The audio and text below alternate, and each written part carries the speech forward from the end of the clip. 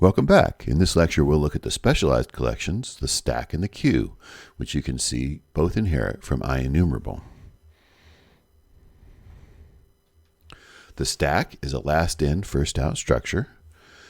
It has several operations, but the main operations that we need to understand are push, which adds an element to the top of the stack, peek, which peeks at an element at the top of the stack, and pop, which removes the element from the top of the stack.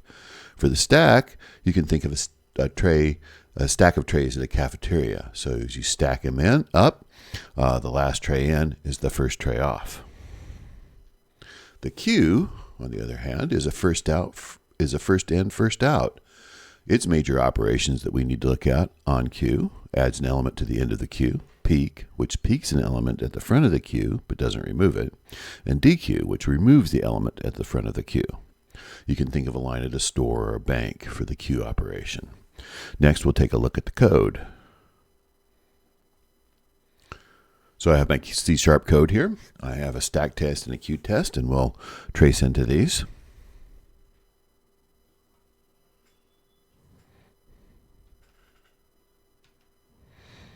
So I establish my stack, create a new one, and I push the push operation here. I'll print this out. So there should be 4 elements in the queue, so 4 write lines will take place here as it iterates over the queue. And of course we can iterate over the queue using a for each loop because the stack is IEnumerable. That's one operation we know from the inheritance hierarchy of the stack. So we iterate over the stack. That's the loop that we just did: 122, 490, 1290, and 190. And you can see that those elements are coming out in reverse order. Last in, first out. Run one more line of code, and we can see that the peek has taken the top of the stack there. And then we start popping, which actually will return the element and also remove it from the queue. We can see that we've done it in reverse order. This is really the same thing as iterating over it, but now we've actually removed those elements via pop, and you can see stack.count has dropped down to 0, and we're going to pop one too many times here, so this will throw an invalid operation exception, which we catch right away here. And we'll take a look at the stack trace. Okay. So I just said stack trace, and this is an example of how a practical example of how a stack operation works in a computer program. When you think about how methods call one another, let's say A calls B calls C. Well, how does C return to the correct location where B called it? It's because the return address of B was pushed onto a stack. And then when B is finished with its job, how does A get returned to? And that's because the return address of A was pushed on a stack. Last in, first out. This is the runtime stack, and you can see it here in the stack trace. The program here on line 45 called the pop operation, and then that threw the invalid exception, and then it returns here. It unwinds the stack, but you can see a small stack here.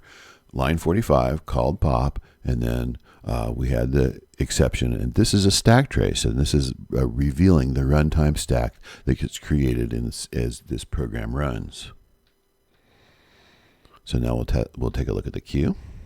So the queue works like a line. It's first in, first out.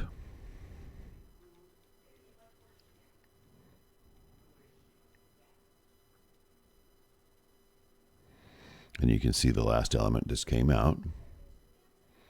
We'll peek at the top of the queue. Let's see what we have now.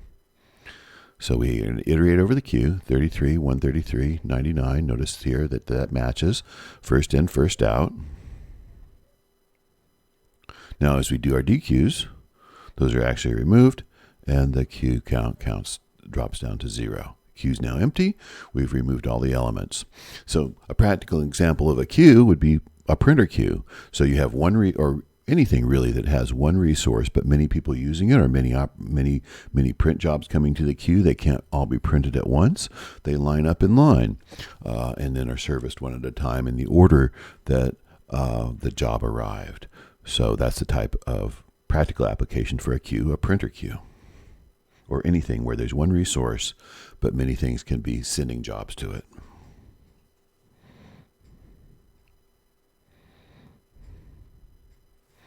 And that concludes our discussion for now of the stack and the queue.